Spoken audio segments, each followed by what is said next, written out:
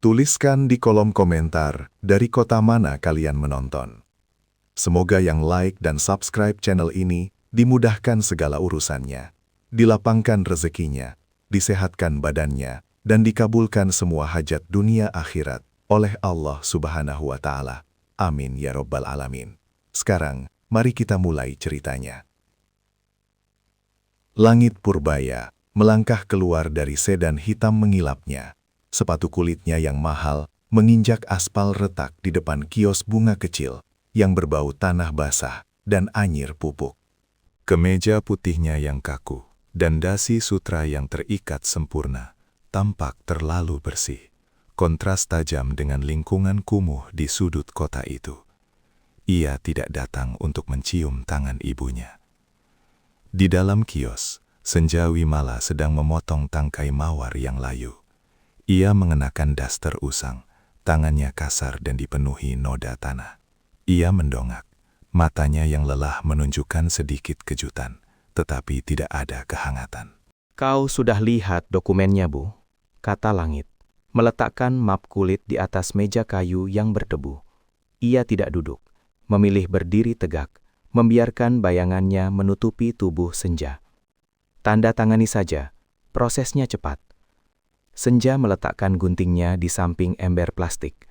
Bunyi klek kecil. "Rumah ini tidak bisa, Langit." "Tidak bisa kenapa?" Langit menyeringai tipis, ekspresi yang ia pelajari dari para investor di Wall Street. "Nilainya tidak seberapa, Bu. Hanya gubuk reyot." Aku butuh modal segar untuk proyek terbaru. Ini aset terakhir yang bisa dicairkan. "Ini rumah kita," jawab Senja pelan, mengelap tangannya di celemek. Ia menatap sudut ruangan, tempat sebuah kotak kayu usang diletakkan di bawah rakpot. Sentimentalitas, desis Langit. Nadanya dingin dan panjang. Ia mengeluarkan pulpen emas dari saku jasnya. "Aku sudah kirim uang jauh lebih banyak dari nilai rumah ini setiap bulan. Anggap saja ini pelunasan terakhir, Bu. Kau sudah untung." Senja menggeleng. "Bukan uang yang ibu permasalahkan, Langit. Ada barang di sini yang tidak boleh hilang." Langit mengikuti pandangan Senja ke kotak kayu itu. Ia mendengus. "Barang rongsokan? Kau pikir aku akan menukar proyek bernilai miliaran dengan koleksi sampahmu? Aku sudah bilang, aku butuh rumah itu. Aku butuh modal. Kau menghambat kemajuanku." "Ibu tidak menghambatmu," kata Senja. Suaranya sedikit bergetar. "Oh ya." Langit melipat tangan di dada, mencondongkan tubuh sedikit, memaksa Senja mendongak. "Aku sukses bukan karena pengorbananmu, Bu. Aku sukses karena aku memanfaatkan uangmu dengan benar. Jadi, terima kasih tidak berlaku di sini. Yang ada hanyalah pelunasan." Senja menarik nafas, dadanya naik turun cepat. Ia memejamkan mata sesaat. "Kau tidak akan pernah mengerti konsep investasi masa depan, Bu." Langit melanjutkan. Suaranya meninggi, penuh penghinaan yang terukur. Ia menunjuk map di meja. "Kau hanya lulusan SD yang menjual bunga, sementara aku lulusan cakrawala. Kau tidak punya hak untuk menahan ini demi alasan emosional yang tidak berdasar." Senja menunduk, bahunya merosot. Ia merogoh saku daster dan mengeluarkan kunci kecil berkarat. Langit menunggu, ekspresinya datar, yakin bahwa ia telah menang. "Ambillah rumah ini, Langit," kata Senja. Suaranya serak, hampir tak terdengar. Ia melempar kunci itu ke lantai kayu. Bunyinya kletak terdengar nyaring di antara keheningan kios. "Ambillah apapun yang kau mau. Tapi, buka kotak ini setelah kau mendapatkan apa yang kau inginkan. Mungkin saat itu, kau akan mengerti apa yang sebenarnya kau rayakan selama ini."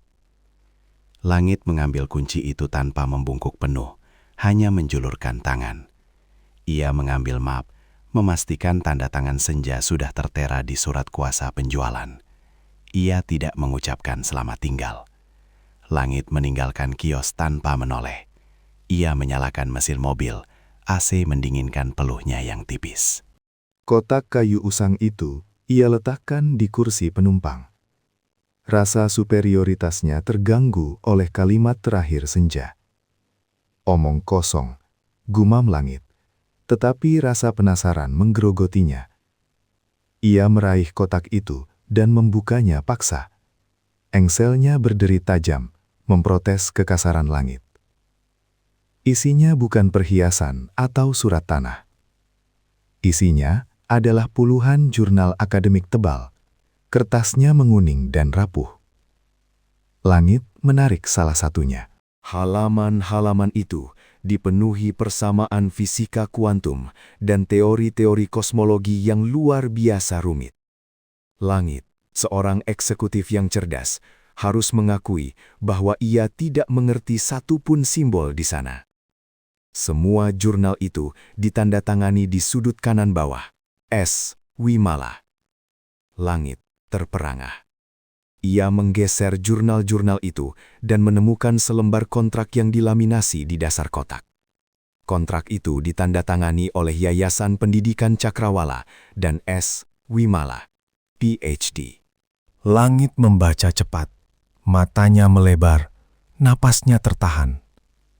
Kontrak itu menyebutkan penyerahan seluruh hak paten, penelitian, dan identitas akademis S. Wimala, seorang fisikawan termuda paling menjanjikan di dunia, kepada yayasan, secara permanen dan anonim. Imbalannya, jaminan beasiswa penuh, tanpa nama, untuk anak kandungnya. Langit Purbaya menatap kontrak itu, lalu menatap stiker Universitas Cakrawala yang menempel di dashboard mobilnya. Ia tidak dibiayai oleh uang hasil penjualan perhiasan. Ia dibiayai oleh penghapusan identitas seorang jenius. Langit mencoba menelepon Senja, tetapi nomornya tidak aktif. Ia kembali ke kios, tetapi kios itu kosong, hanya menyisakan bau tanah dan mawar layu. Senja telah menghilang, seolah-olah ia telah menyelesaikan transaksi terakhirnya di dunia ini. Langit Purbaya kini duduk di kantornya yang berlantai marmer, dikelilingi sertifikat penghargaan yang ia raih dari Universitas Cakrawala. Ia berhasil. Ia kaya. Namun, setiap tepuk tangan yang ia dengar, kini terasa seperti gema ejekan yang dingin. Aku tidak mencemooh pengorbanan finansialnya, pikir Langit, menatap pantulan dirinya di jendela gedung pencakar langit. Aku mencemooh jeniusnya. Aku mencemooh identitas yang ia bunuh demi membuatku menjadi diriku yang sekarang. Dan kini, aku tidak tahu bagaimana cara melunasi utang yang tidak bisa dibayar dengan uang. Langit Purbaya duduk di kursi kulitnya yang mahal, membiarkan keheningan kantornya yang berlantai marmer menelan suara nafasnya sendiri. Di hadapannya, di atas meja kaca yang bersih, terhampar dua benda yang tidak seharusnya berada di sana. Kontrak yang dilaminasi dan jurnal akademik tebal yang kertasnya menguning.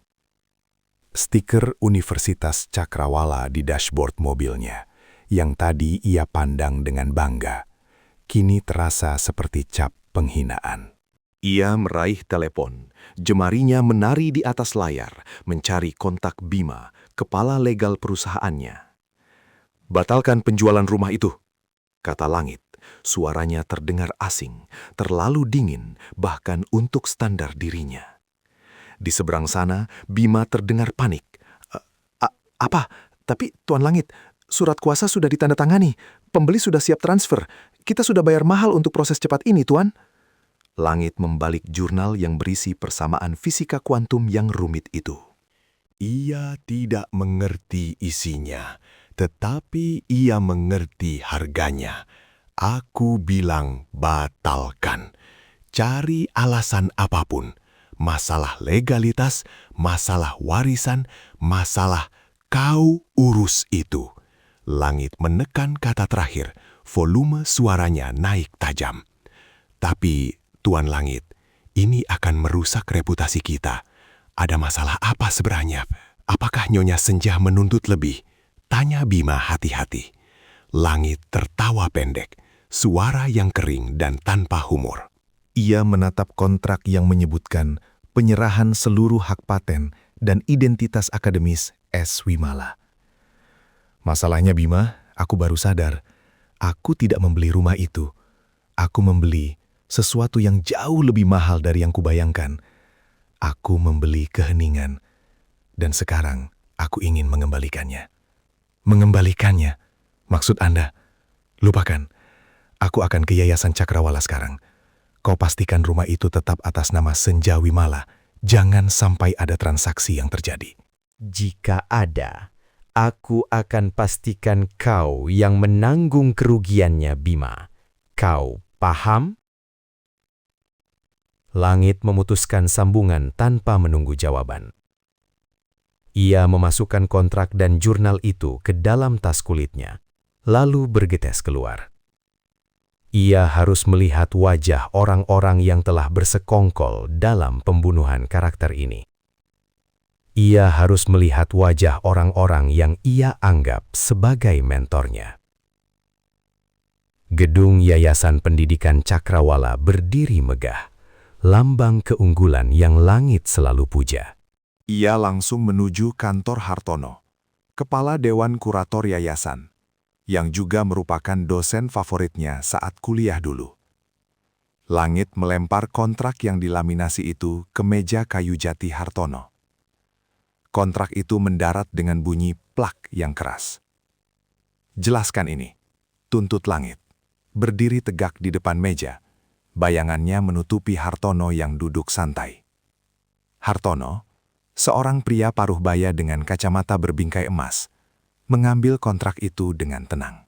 Ia membacanya sekilas, seolah itu adalah dokumen yang sudah ia hafal di luar kepala. "Tuan Purbaya, Anda tahu, yayasan kami sangat menghargai privasi donatur. Kontrak ini sudah lama sekali. Ini adalah kesepakatan yang sah. Aku tidak peduli seberapa lama. Aku ingin tahu siapa S. Wimala dan mengapa kalian menghapusnya dari sejarah? Mengapa kalian membiarkan seorang jenius menjadi penjual bunga yang nyaris bangkrut?"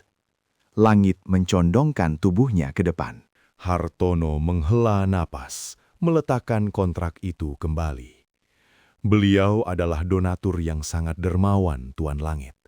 Beliau memilih anonimitas, itu adalah haknya. Dan, seperti yang tertulis di sini, Hartono menunjuk pasal 4.2 dengan ujung pena emasnya. Semua hak cipta dan identitas akademis diserahkan secara permanen tanpa hak gugat. Yayasan hanya menjalankan kesepakatan.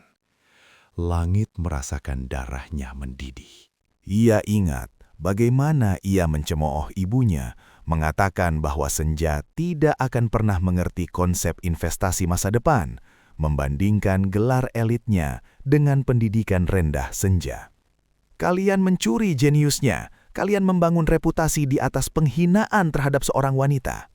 Langit membanting tangannya ke meja, membuat pena emas Hartono bergetar. Hartono tidak gentar, ia hanya tersenyum tipis. Senyum yang membuat Langit merasa seperti anak kecil yang baru saja ketahuan mencuri permen. "Tuan Langit, tolong jaga sikap Anda. Anda adalah alumni kebanggaan kami, lulusan terbaik, bukan? Kami hanya menjalankan kesepakatan. Dan berkat kesepakatan ini, Anda mendapatkan beasiswa penuh, bukan? Jadi secara teknis, Anda adalah penerima manfaat utama dari penghinaan yang Anda sebut itu." Hartono menekankan setiap kata, suaranya berwibawa.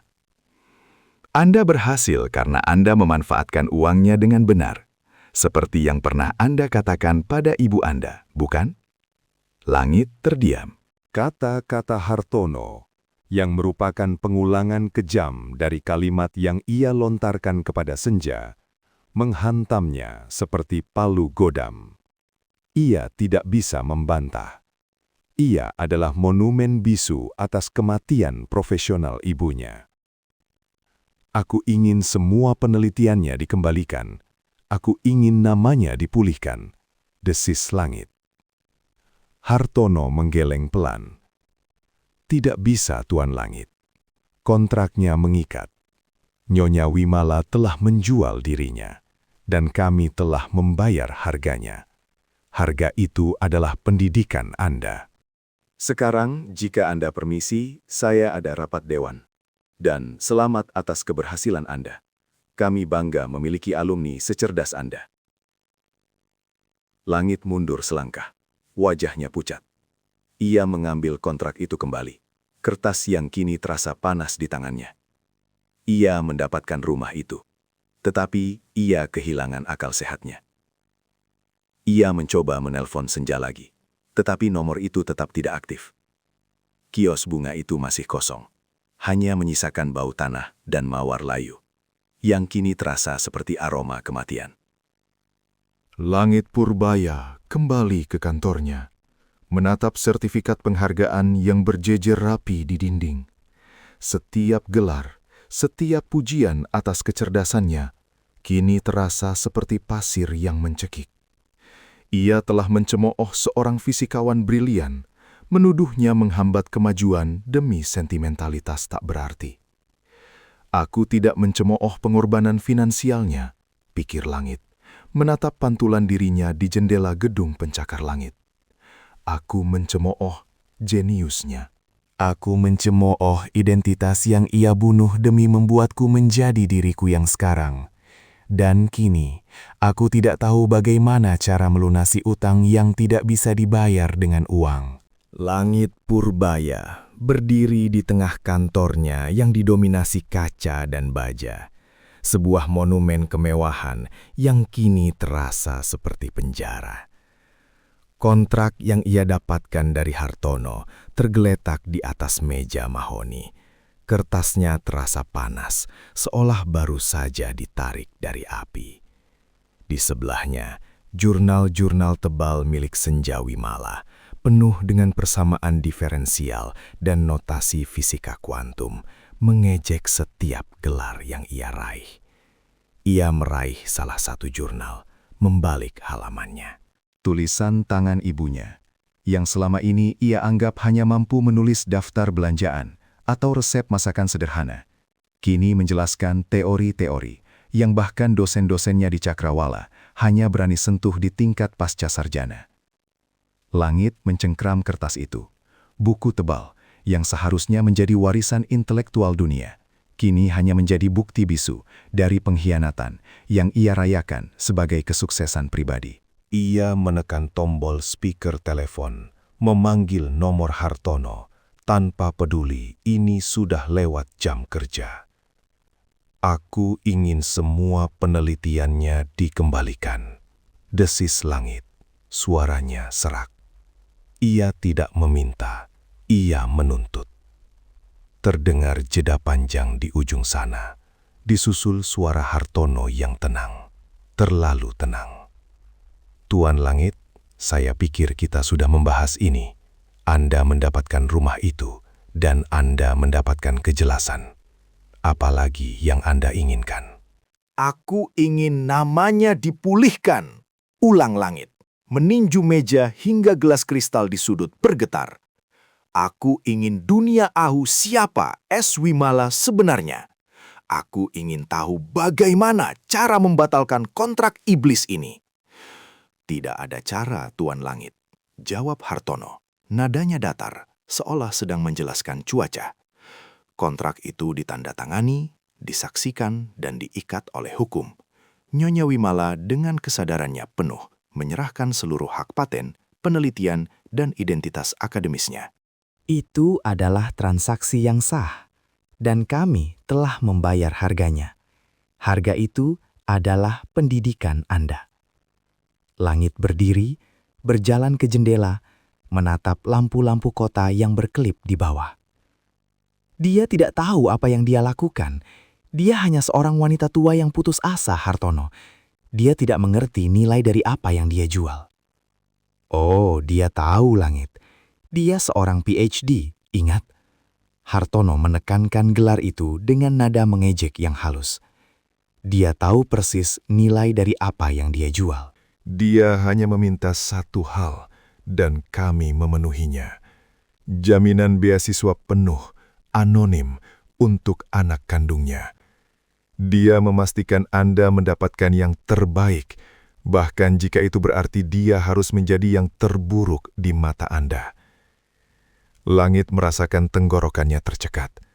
Kata-kata Hartono adalah cermin kejam dari semua cemoohan yang pernah ia lontarkan pada Senja. Aku akan membongkar ini, ancam Langit, membalikan badan, matanya menyala. Aku akan menggunakan semua koneksiku. Aku akan membongkar skandal Yayasan Cakrawala. Aku akan memastikan semua orang tahu bahwa institusi elit ini dibangun di atas pencurian identitas. Hartono tertawa pelan, tawa yang kering dan profesional. Silahkan Tuan Langit. Kontrak itu sangat ketat, sangat mengikat. Kami dilindungi. Dan mari kita jujur, jika Anda membongkar ini, Anda tidak hanya menghancurkan kami, Anda menghancurkan diri Anda sendiri. Anda adalah produk utama dari pencurian itu. Anda berhasil karena Anda memanfaatkan uangnya, atau lebih tepatnya, jeniusnya, dengan benar. Seperti yang pernah Anda katakan pada ibu Anda, bukan? Langit terdiam. Kata-kata itu, pengulangan kejam dari kalimat yang ia lontarkan kepada Senja di rumah reyot itu, menghantamnya seperti palu godam. Ia tidak bisa membantah. Ia adalah monumen bisu atas kematian profesional ibunya. Aku ingin tahu di mana dia sekarang. Desis Langit. Suaranya kini hanya berupa bisikan. Nyonya Wimala. Hartono terdengar membalik beberapa kertas. Setelah penyerahan jurnal itu, dia menghilang. Seolah-olah penyerahan itu adalah penyerahan terakhir identitasnya di dunia. Kami tidak melacaknya. Dia bebas, Tuan Langit. Bebas dari identitasnya, bebas dari Anda. Bebas. Langit mengulang kata itu, merasakan pahit di lidahnya. Sekarang, jika Anda permisi, saya ada rapat dewan. Dan selamat atas keberhasilan Anda. Kami bangga memiliki alumni secerdas Anda. Hartono mengakhiri panggilan itu tanpa menunggu jawaban. Langit menjatuhkan diri ke kursi kulitnya. Ia mendapatkan rumah itu, aset terakhir yang ia inginkan. Tetapi ia kehilangan akal sehatnya. Ia mencoba menelpon Senja lagi, tetapi nomor itu tetap tidak aktif. Ia mengirim orang ke kios bunga itu. Kios itu masih kosong, hanya menyisakan bau tanah dan mawar layu yang kini terasa seperti aroma kematian. Ia menatap sertifikat penghargaan yang berjejer rapi di dinding. Setiap gelar, setiap pujian atas kecerdasannya, kini terasa seperti pasir yang mencekik. Ia telah mencemooh seorang fisikawan brilian, menuduhnya menghambat kemajuan demi sentimentalitas tak berarti. Aku tidak mencemooh pengorbanan finansialnya, pikir Langit, menatap pantulan dirinya di jendela gedung pencakar langit. Aku mencemooh jeniusnya. Aku mencemooh identitas yang ia bunuh demi membuatku menjadi diriku yang sekarang.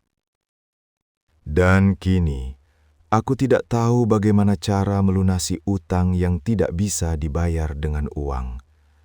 Ia meraih jurnal Senja, memeluknya erat.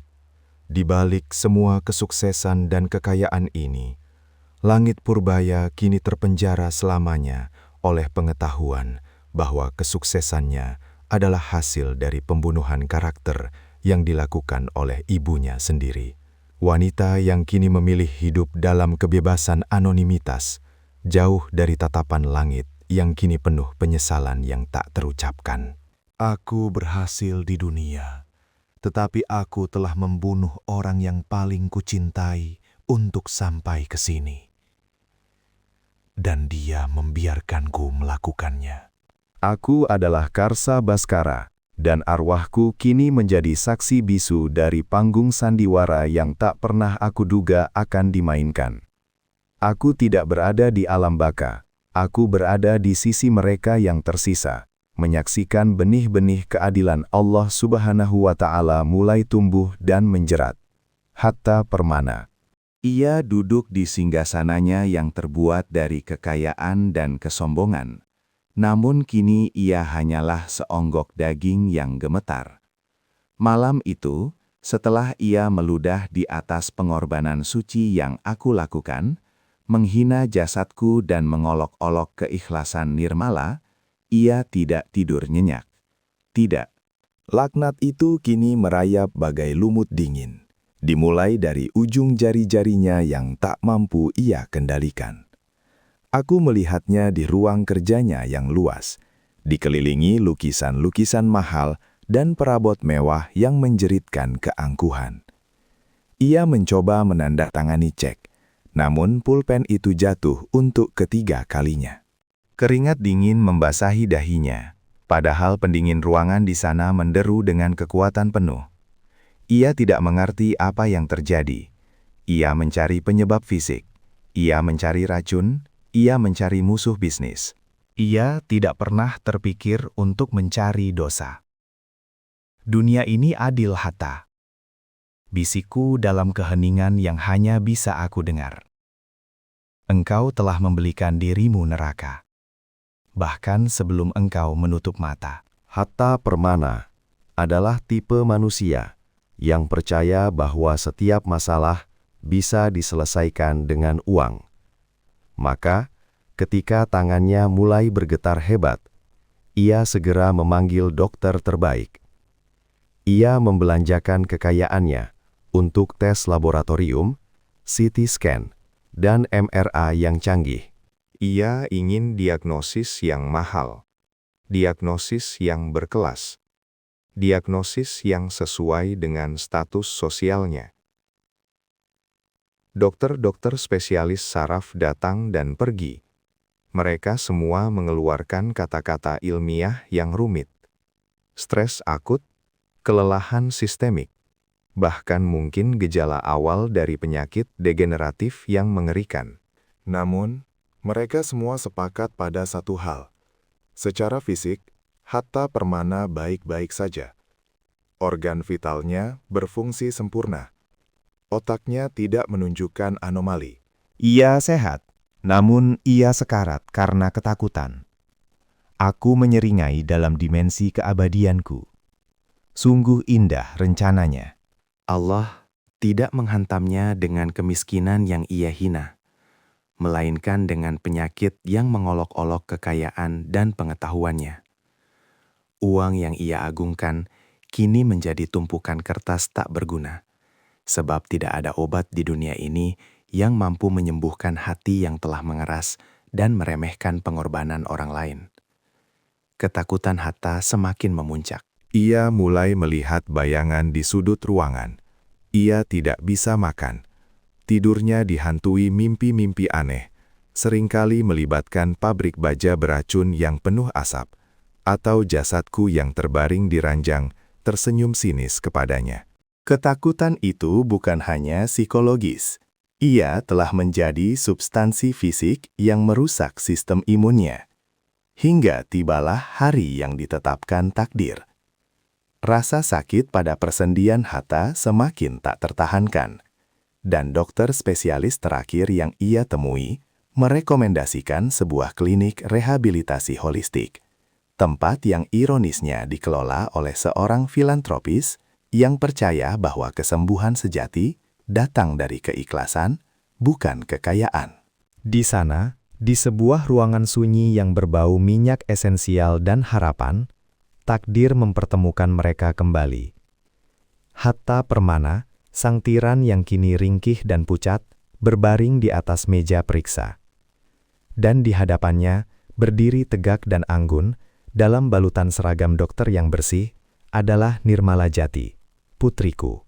Jantungku, yang kini hanyalah memori, terasa berdesir. Aku menatap wajah Nirmala. Wajah yang tetap menampakkan kesedihan mendalam atas kepergianku, tetapi juga memancarkan ketenangan seorang hamba yang memilih jalan ridho. Ia telah memutuskan untuk menjadi dokter yang mengabdi, bukan dokter yang mencari harta. Nirmala tahu siapa pasiennya. Bab sebelumnya telah memastikan bahwa ia menyaksikan kekejaman Hatta yang meremehkan jasadku di rumah sakit. Aku melihat gejolak kecil di matanya yang indah. Gejolak yang segera ia padamkan dengan kekuatan profesionalismenya. Ia mengenakan topeng dokter, topeng yang sangat tegar, disulam dari sumpahnya dan dibasahi air mata keikhlasan. Selamat siang, Bapak Permana. Saya Dr. Nirmala Jati. Saya akan menangani observasi Bapak hari ini. Ucap Nirmala dengan suara yang datar dan profesional, tanpa sedikit pun nada kekaguman atau dendam. Hatta yang terlalu fokus pada rasa sakitnya sendiri tidak mengenali Nirmala secara langsung. Baginya, Nirmala hanyalah salah satu dari ribuan wajah yang ia lompati dalam hidupnya. Ia hanya melihat seorang dokter muda yang tampak sangat kompeten. Saya tidak butuh observasi dokter. Saya butuh obat yang bekerja. Saya kaya. Saya bisa beli rumah sakit ini jika perlu. Katakan padaku, penyakit apa yang ada di tubuhku ini? Seru Hatta, suaranya parau oleh frustrasi. Nirmala tetap tenang, seolah ia sedang mendengarkan rengekan anak kecil. Ia mencatat di papan rekam medis. Bapak Permana, hasil tes Bapak menunjukkan tidak ada kelainan organik yang mendasari gejala fisik ini. Secara medis, Bapak sehat. Jawab Nirmala, menatap Hatta langsung di mata. Namun, saya tidak menyangkal rasa sakit yang Bapak rasakan. Itu nyata. Omong kosong. Jika saya sehat, mengapa tangan saya gemetar? Mengapa saya tidak bisa tidur? Mengapa seluruh tubuh saya terasa seperti dipukul palu? Raung Hatta. Aku mendekat, berdiri di belakang Nirmala, seperti bayangan penjaga. Aku ingin ia melihatku. Aku ingin ia tahu bahwa aku menyaksikan keadilan ini terhidang di depannya. Nirmala menghela napas, sebuah tindakan kecil yang penuh kesabaran. Bapak Permana, katanya lembut. Kadang-kadang, penyakit yang paling mematikan bukanlah yang disebabkan oleh bakteri atau virus. Itu adalah penyakit yang disebabkan oleh hati yang kotor. Penyakit yang hanya bisa disembuhkan melalui pengampunan dan ketenangan jiwa. Kata-kata itu diucapkan oleh putriku, bagaikan bilah pisau yang menusuk lapisan kesombongan Hatta. Ia terdiam. Kalimat Nirmala terasa aneh, menenangkan sekaligus mengancam. Hatta mencoba bangkit, didorong oleh amarahnya. Apakah Anda seorang dokter atau pendeta? Saya membayar Anda untuk obat, bukan ceramah moral. Saya adalah dokter, Bapak Permana. Balas Nirmala tegas, tanpa mundur satu langkah pun. Dan tugas saya adalah membantu pasien menemukan kesembuhan sejati. Jika Bapak tidak menemukan kedamaian dalam hati, tidak ada obat di dunia ini, seberapapun mahalnya, yang akan menghentikan getaran di tangan Bapak, atau mengusir bayangan dari mata Bapak.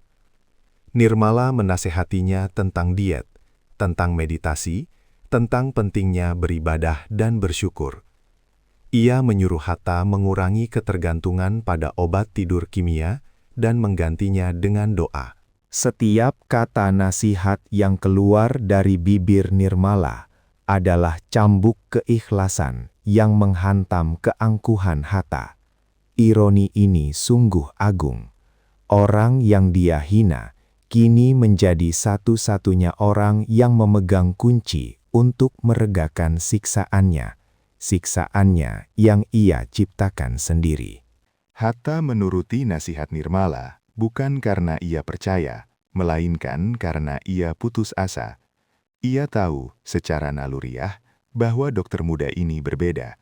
Ada aura suci di sekelilingnya yang membuatnya merasa anehnya aman, namun di saat yang sama sangat terbuka dan rentan.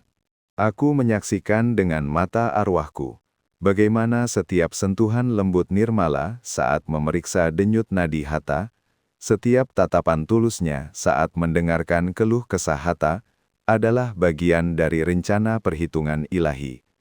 Nirmala tidak tahu bahwa ia sedang menjadi malaikat penghukum yang tak terduga. Ia hanya menjalankan sumpahnya. Ia hanya melihat seorang pasien menderita, dan tugasnya adalah meringankan penderitaan itu tanpa memandang masa lalu. Namun, aku tahu kebenarannya. Pengobatan Nirmala tidak akan menyembuhkan Hatha, selama Hatha belum bertaubat atas dosa menghina pengorbanan suci. Tubuh Hatha mungkin sedikit merespon saran-saran Nirmala, namun jiwanya tetap terikat oleh laknat. Setiap Hatha merasa sedikit membaik, ia akan kembali ke sifat aslinya, sombong, tidak sabar, dan meremehkan. Dan setiap kali itu terjadi, tangannya akan kembali bergetar, lebih keras dari sebelumnya, seolah-olah ada kekuatan tak kasat mata yang mengingatkannya. Aku tersenyum puas. Keadilan Allah tidak selalu datang dalam bentuk api dan badai, tetapi seringkali datang dalam bentuk bisikan sunyi di malam hari, dalam bentuk tangan yang tak mau diam, dan dalam bentuk dokter yang menolak menerima uang suap dan memilih keikhlasan. Nirmala telah menjalani transformasinya, menjadi dokter yang aku harapkan, seorang hamba yang takut hanya kepada Allah. Kini giliran Hatha Permana. Ia akan terus mencari obat, terus menghabiskan hartanya. Namun ia hanya akan menemukan satu hal, dirinya sendiri, yang terperangkap dalam penyakit yang akarnya adalah dosa. Aku akan terus mengawasi, menyaksikan bagaimana putriku yang lugu itu, dengan jubah dokternya yang putih bersih, tanpa sadar akan memimpin Hatha Permana menuju babak terberat dalam hidupnya, babak pertobatan yang dipaksa oleh rasa sakit yang tak tersembuhkan. Dan aku bersumpah, demi ridho Allah, babak ini baru saja dimulai.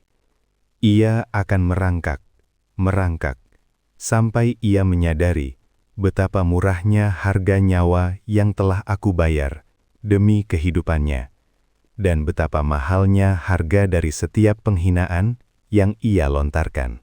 Langit Purbaya duduk di kursi eksekutifnya yang terbuat dari kulit Italia, tetapi ia tidak terlihat seperti seorang eksekutif.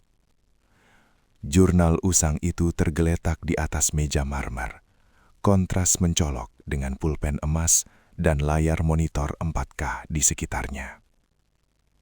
Sudah 3 hari sejak ia membaca kontrak itu.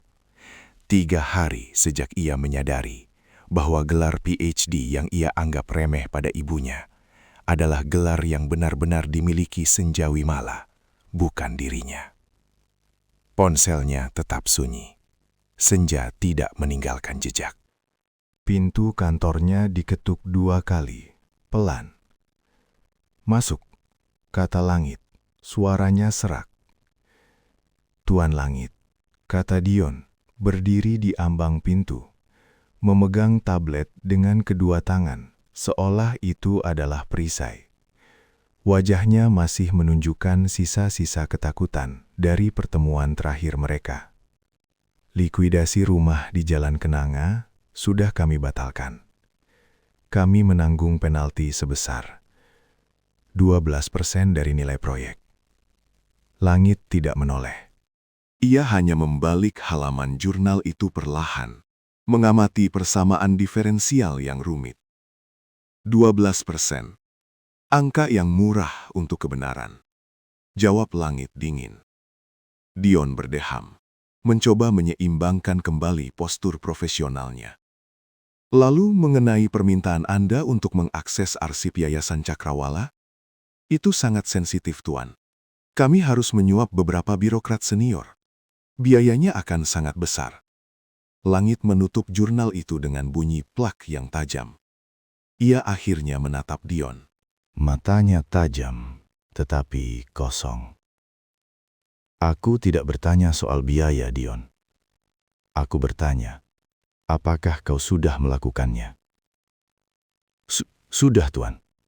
Tapi Kami menemukan bahwa arsip lama yayasan, terutama yang berkaitan dengan kontrak anonim sebelum tahun 2000, disegel di bawah klausul kerahasiaan tingkat tinggi. Hanya Dewan Direksi inti yang punya akses. Dion menggeser kakinya, gugup, menghindari tatapan Langit. Dewan Direksi inti. Langit mengulang, nadanya datar. Ia mengambil pulpen emasnya, memutarnya di antara jari-jarinya. Kau tahu, Dion, aku bisa membeli Dewan Direksi inti itu, atau aku bisa membakar seluruh yayasan itu sampai ke akarnya. Mana yang menurutmu lebih efisien? Dion menelan ludah. Keringat dingin mulai membasahi kerah kemejanya. Tentu saja yang pertama, Tuan. Tapi ini akan memakan waktu dan akan menarik perhatian. Kami harus menyusun proposal yang sangat meyakinkan. Aku ingin nama-nama itu.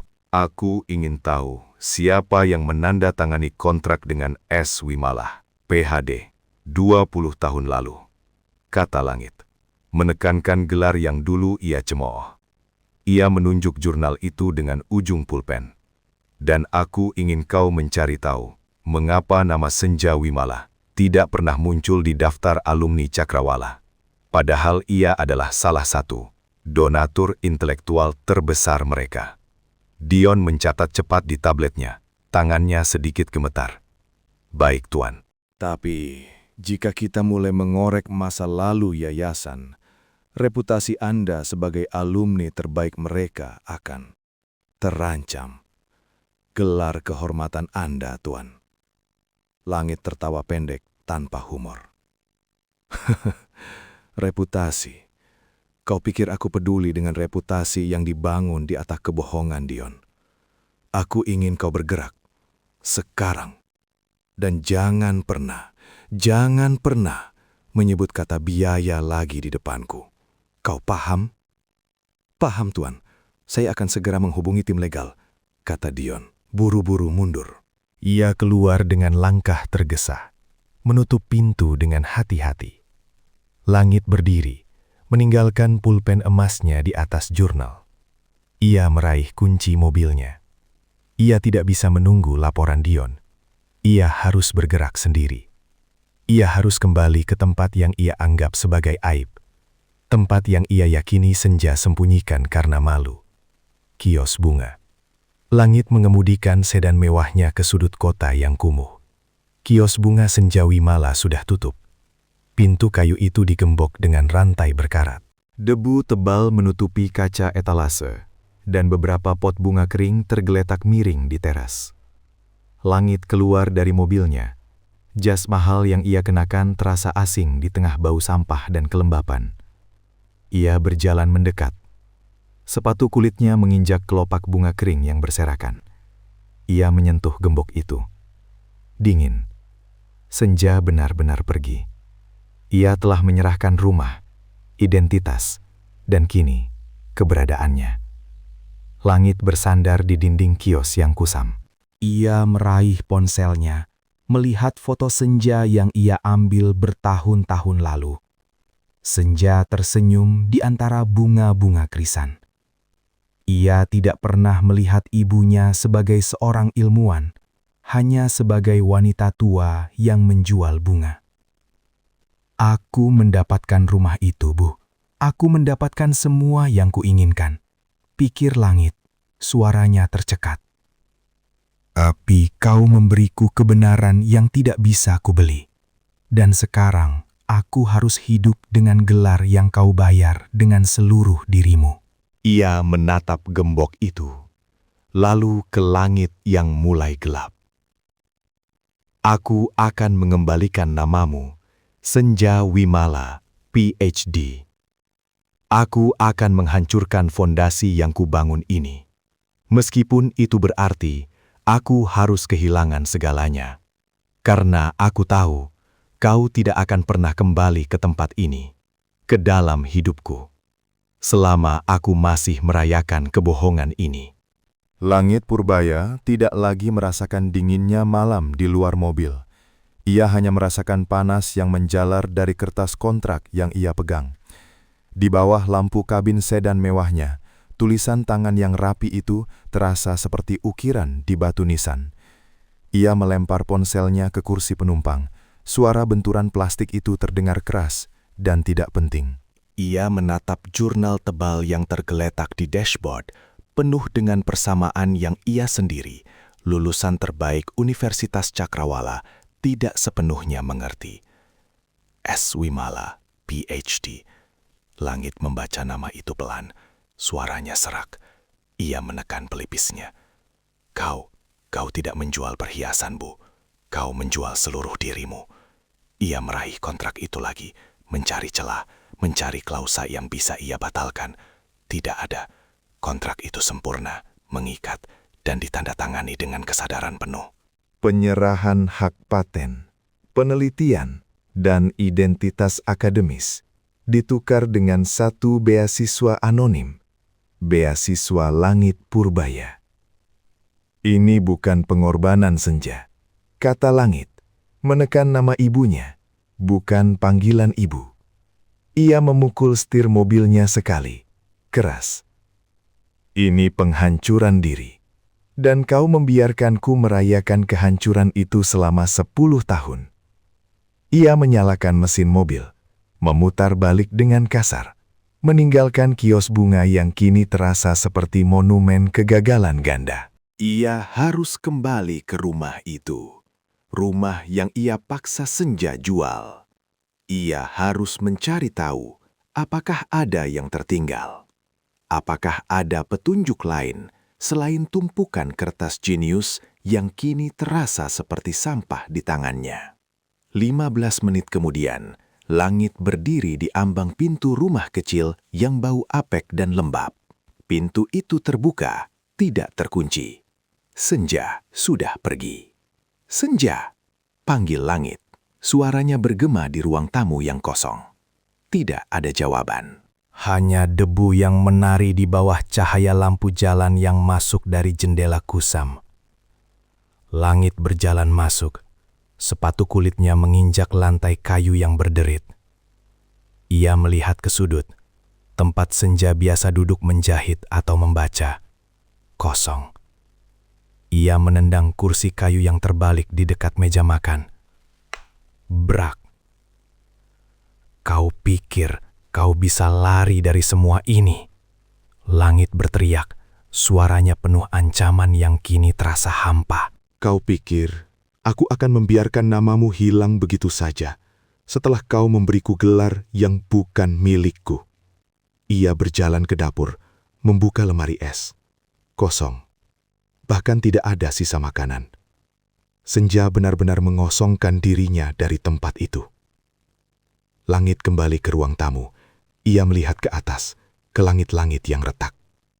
Ia ingat bagaimana ia mencemooh rumah ini, bagaimana ia membandingkan rumah ini dengan apartemen mewahnya di pusat kota. Ia mengeluarkan ponselnya lagi, menekan nomor Dion. Dion, batalkan semua proses penjualan rumah itu, kata Langit. Nadanya dingin dan mutlak. Apa, Tuang Langit? Tapi surat kuasa sudah ditandatangani. Tim legal sudah bergerak. Kita akan rugi besar jika dibatalkan sekarang. Jawab Dion dari seberang, terdengar panik. Aku bilang batalkan. Tekan Langit, suaranya meninggi. Ia menggunakan koma strategis, memaksa Dion untuk mendengarkan setiap kata. Aku tidak peduli dengan kerugian atau biaya atau apapun. Rumah itu tidak dijual. Dan kau, cari tahu siapa saja yang terlibat dalam Yayasan Pendidikan Cakrawala 10 tahun lalu. Aku ingin nama-nama Dewan Direksi dan semua orang yang menandatangani kontrak dengan S. Wimala. Langit menghela napas panjang, menahan amarah yang membakar. Tuan, itu arsip lama sekali. Itu akan memakan waktu dan waktu adalah hal terakhir yang aku pedulikan, Dion. Potong Langit tajam. Aku ingin kau bergerak seperti kau sedang menyelamatkan nyawamu sendiri. Karena jika kau tidak menemukannya, Aku akan memastikan kau tidak akan pernah bekerja di industri ini lagi. Kau paham? Paham, Tuan. Saya akan segera mencarinya, kata Dion. Suaranya mengecil. Sambungan terputus. Langit menjatuhkan diri di lantai yang dingin. Ia menyandarkan punggungnya ke dinding yang kusam. Ia memegang jurnal PhD ibunya di satu tangan, dan kontrak pengkhianatan itu di tangan yang lain. Ia telah mendapatkan rumah itu. Ia telah mendapatkan semua yang ia inginkan. Gelar, kekayaan, dan kekuasaan. Tetapi, ia menyadari bahwa seluruh fondasi kesuksesannya adalah kebohongan yang dibangun di atas pengorbanan yang jauh lebih besar daripada sekadar uang. Ia menatap jurnal itu. Senja Wimala, PhD. Aku adalah monumen bisu atas kematianmu, Bu. Pikir Langit. Matanya terasa panas. Aku merayakan gelar yang kau bayar dengan seluruh dirimu. Dan sekarang, kau pergi, meninggalkan aku di sini, di puncak kebohongan ini. Aku akan mengembalikan namamu, Senja. Aku akan menghancurkan fondasi yang kubangun ini, meskipun itu berarti aku harus kehilangan segalanya. Karena aku tahu, kau tidak akan pernah kembali ke dalam hidupku selama aku masih merayakan kebohongan ini. Udara di dalam rumah kecil itu terasa lembab dan dingin, seolah kehangatan terakhir telah diserap oleh dinding kusam. Langit Purbaya masih bersandar di dinding, punggungnya terasa nyeri, tetapi ia tidak bergerak. 5 menit penuh ia habiskan hanya untuk menatap jurnal tebal di tangan kanannya dan kontrak pengkhianatan di tangan kirinya. Ia telah membatalkan penjualan rumah itu, tetapi ia tahu itu tidak akan mengubah apapun. Ia berdiri tegak, gerakan tubuhnya kaku seperti robot yang baru dihidupkan. Ia tidak memanggil nama ibunya.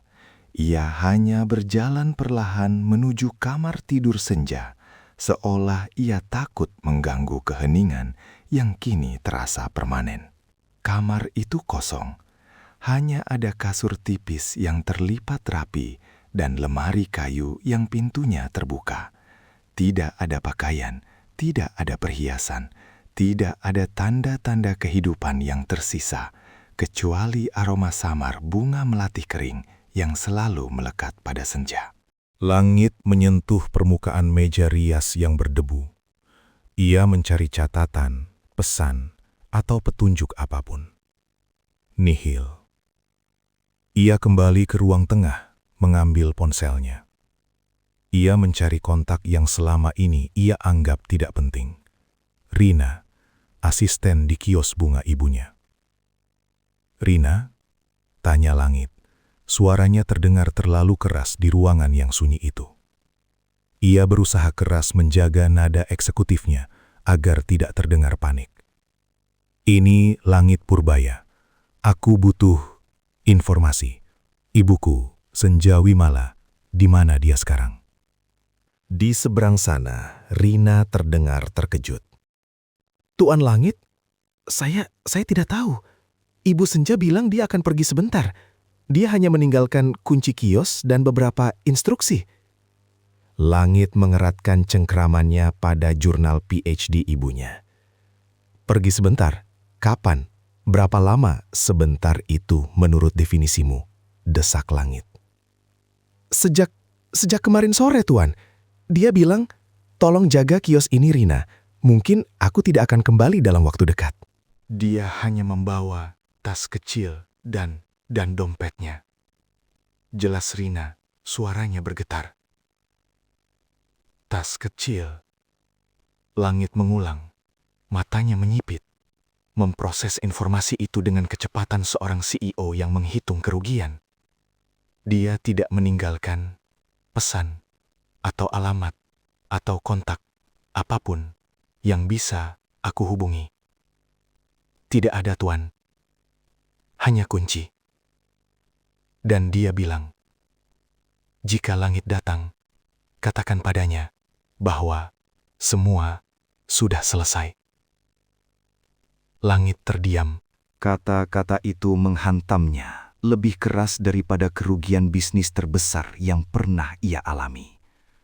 Semua sudah selesai. Transaksi telah lunas. Ia mendapatkan rumah itu dan Senja mendapatkan kebebasan anonimitasnya.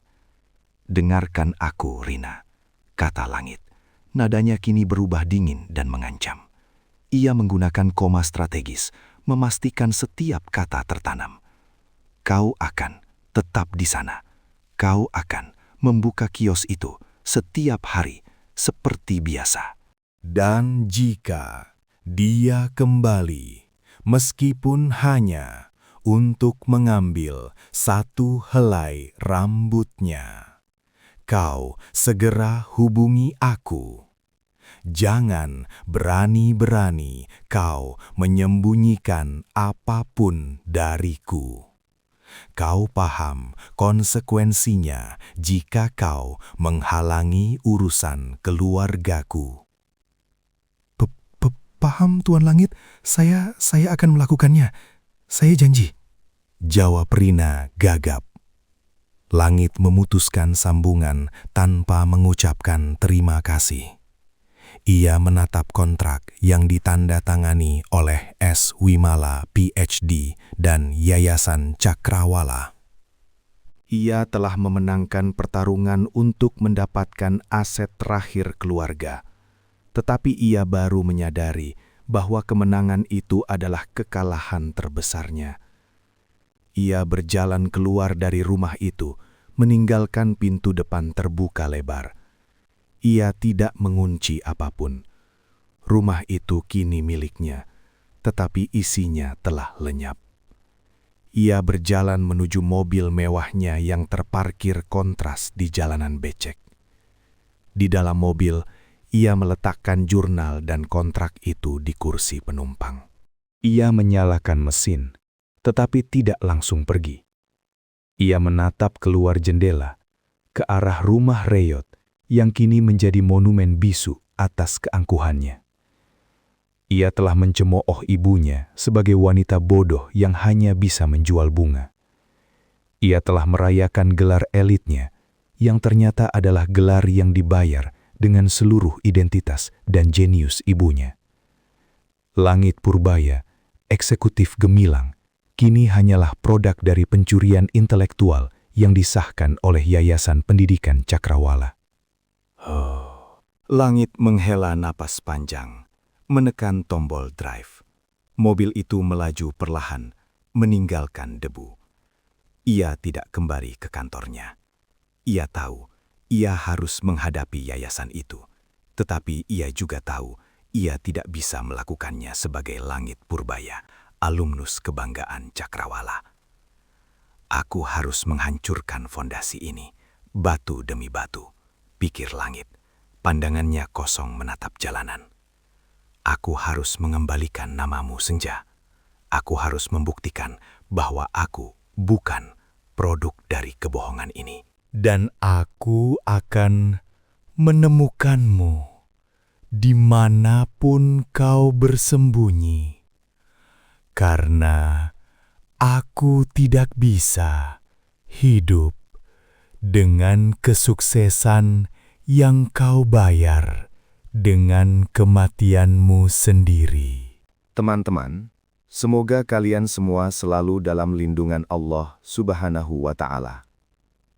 Pernahkah kalian mendengar kisah nyata yang mengejutkan tentang pengorbanan seorang ayah yang menukar nyawanya sendiri secara harfiah demi kehidupan dan masa depan putri tunggalnya? Apa yang terjadi selanjutnya sungguh di luar nalar manusia. Karma datang seketika, dan hanya orang-orang yang beriman yang bisa mengambil pelajaran dari kejadian ini. Sebelum kita mulai, bagi kalian yang mencintai Rasulullah Shallallahu Alaihi Wasallam, mari tuliskan syawalat di kolom komentar sebagai bentuk cinta dan penghormatan kita kepada beliau. Semoga dengan menuliskan syawalat, kita termasuk golongan umat yang mendapatkan syafaat beliau di hari akhir kelak. Amin ya Robbal Alamin. Aku berjalan Kaki-kaki tuaku yang telah menopang beban baja di negeri asing selama 10 tahun itu, kini terasa seperti terbuat dari kapas basah. Aku mengikuti Nirmala, bayanganku yang selama ini kusembunyikan, meninggalkan hiruk-pikuk kehancuran Hatta Permana di belakang kami. Kezoliman telah runtuh, kebenaran telah menang. Tapi kemenangan itu datang dengan harga yang sangat mahal.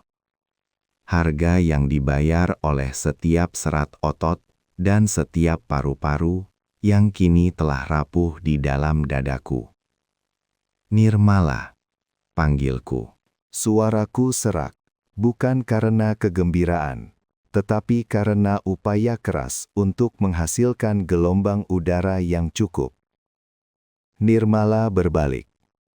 Wajahnya, yang baru saja memancarkan kekuatan seorang pejuang di podium, kini dipenuhi kekhawatiran yang ia coba sembunyikan.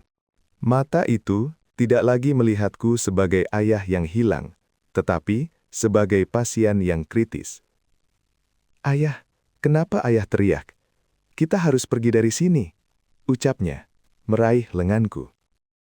Jari-jarinya yang halus, jari-jari yang terlatih untuk memegang skalpel, kini menggenggam pergelanganku yang kurus. Aku baik-baik saja, dustaku, dusta terakhir yang kucoba pertahankan.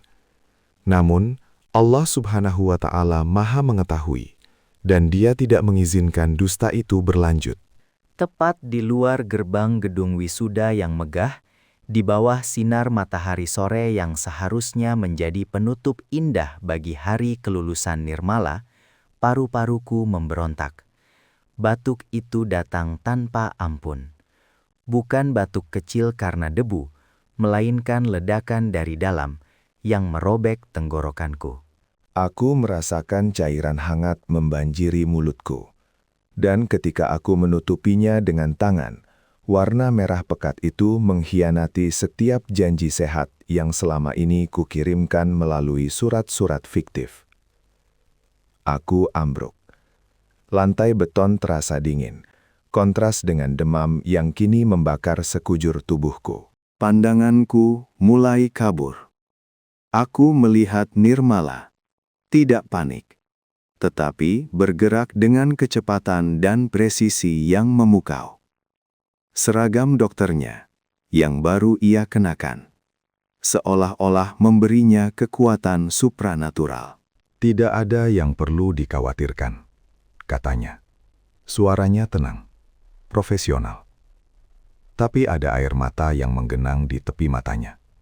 Air mata yang ia tahan agar tidak mengganggu fokusnya. Kita segera ke rumah sakit, Ayah. Jangan bergerak, jangan bicara. Biarkan aku yang bertindak. Aku hanya bisa mengangguk pasrah. Aku menyadari saat Nirmala mengangkatku dengan bantuan seorang petugas keamanan bahwa misiku sebagai pahlawan telah berakhir. Kini, giliran ia yang menjadi penyelamat. Perjalanan singkat ke rumah sakit terasa seperti pelayaran panjang melintasi samudra kesakitan. Sepanjang perjalanan, tangan Nirmala menekan nadiku, memantau denyut jantungku. Ia tidak bertanya tentang 10 tahun pengorbanan. Ia hanya fokus pada fungsi organku yang sekarat. Ketika tirai kamar rawat inap ditarik, bau antiseptik yang tajam menyambutku. Aku terbaring di ranjang. Tubuhku terasa sangat ringan, seolah-olah jiwaku sudah setengah jalan menuju langit. Nirmala berdiri di sampingku, kini benar-benar mengenakan seragam kebanggaannya, jubah putih bersih dari seorang dokter. Ia menyuntikkan sesuatu ke selang infusku. "Ayah," bisiknya lembut, setelah memastikan semua peralatan terpasang. "Aku sudah tahu." Sejak 6 bulan lalu, aku tahu kondisi ayah. Hatta Permana memang jahat, tapi ia tidak cerdik.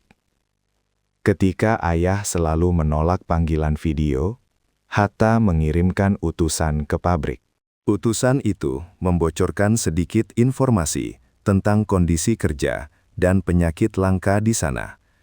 Setelah aku lulus dan mendapatkan akses ke jaringan medis internasional, aku mencari tahu.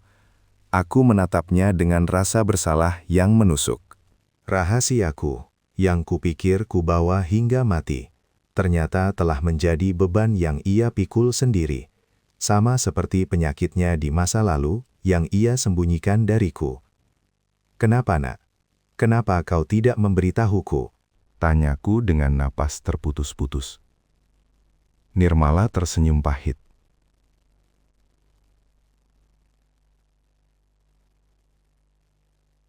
Senyum yang serupa dengan pengorbananku sendiri.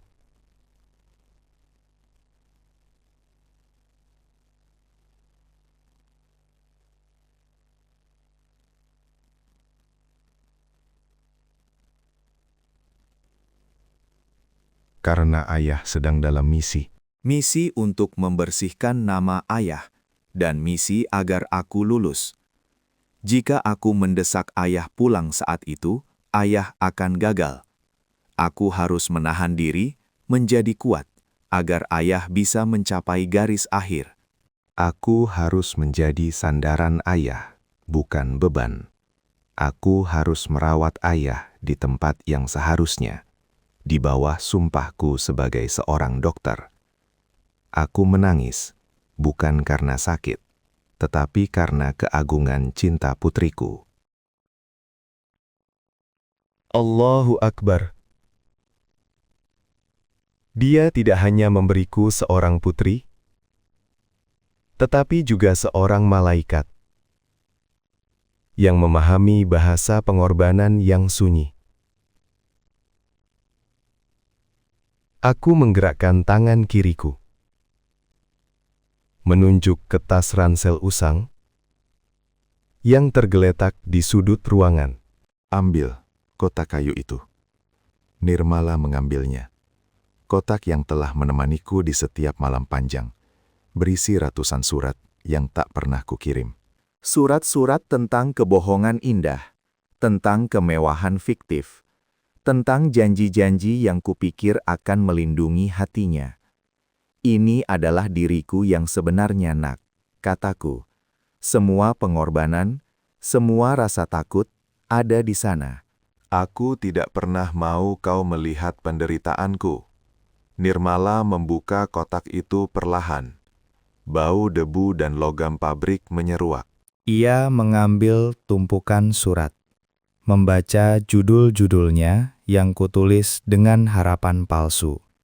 Akhirnya, ia menemukan selembar kertas lusuh, terselip di bagian bawah kotak. Itu adalah surat yang kutinggalkan, surat terakhir yang belum selesai. Tanganku terlalu lemah untuk menyelesaikannya setelah aku tiba di Indonesia. Nirmala Jati membacanya, dan aku melihat air matanya tumpah ruah, membasahi tinta yang mulai memudar. Surat itu hanya berisi 3 baris, tulisan tanganku yang bergetar. Anakku, Nirmala, aku datang. Misi selesai. Napas Nirmala tercekat. Ia meletakkan surat itu di dadanya, memeluknya seolah-olah itu adalah jantungku yang kini berhenti berdetak. Ya, ayah. Misi kita selesai, bisiknya. Dokter Nirmala Jati kemudian kembali mengenakan topeng profesionalnya, memeriksa infusku, menyesuaikan masker oksigen. Namun Putri Nirmala Jati mengambil tanganku yang kasar dan menciumnya. Ayah telah mengajariku ilmu terbesar, ilmu yang tidak diajarkan di fakultas manapun, katanya, memegang erat tanganku. Cinta sejati adalah mengorbankan diri sendiri tanpa mengharapkan balasan. Ayah telah membayar harga kelulusanku dengan nyawa ayah sendiri. Sekarang, biarkan aku merawat ayah, meskipun hanya sebentar. Aku menutup mataku. Aku merasakan kedamaian menyelimuti. Semua rasa sakit, semua penyesalan, semua kepahitan 10 tahun pengasingan, kini menghilang. Aku telah melihatnya. Aku telah melihat Nirmala berdiri tegak, menjadi cahaya yang kusembunyikan dalam kegelapan. Aku telah melihat namaku bersih. Aku telah melihat Hatta runtuh. Aku tersenyum. Senyum itu jujur, datang dari hati yang akhirnya menemukan istirahat. Aku tidak lagi buruh migran yang kelelahan. Aku adalah Karsa Baskara, ayah yang berhasil. Terima kasih, ya Allah. Gumamku. Syukur yang tak terhingga. Aku tidak mati sendirian di bangsal kerja asing. Aku mati di Indonesia, dalam pelukan putriku yang kucintai, dirawat oleh tangan yang kusekolahkan di hari kemenangannya. Inna lillahi wa inna ilaihi roji'un. Kepadamulah kami kembali. Aku merasakan sentuhan terakhir Nirmala di keningku. Dan kemudian, kehangatan itu menghilang, digantikan oleh kesejukan yang abadi. Aku, Karsa Baskara, telah menghembuskan napas terakhirku. Nirmala Jati, sang dokter muda, tidak berteriak atau menangis histeris. Ia melakukan apa yang harus ia lakukan. Ia mencatat waktu kematian, mematikan peralatan, dan kemudian barulah ia memeluk tubuhku yang sudah kaku. Ia memelukku lama sekali, memeluk mayat hidup yang kini menjadi pasien pertamanya yang gagal ia sembuhkan. Ia mencium pipiku. Air matanya menetes di jas alma materku yang kumal, menyatu dengan noda darah terakhir yang kuberikan. Aku mencintaimu, ayah. Tidurlah dengan nyenyak. Aku akan melanjutkan warisan ini. Aku akan menjadi dokter yang jujur. Dokter yang tak pernah takut melawan kezoliman. Sama seperti ayah. Janjinya. Suaranya kini kembali tegas, penuh janji. Di luar jendela kamar rumah sakit, fajar baru mulai menyingsing. Kematianku bukanlah akhir yang tragis, melainkan permulaan yang heroik bagi Nirmala Jati.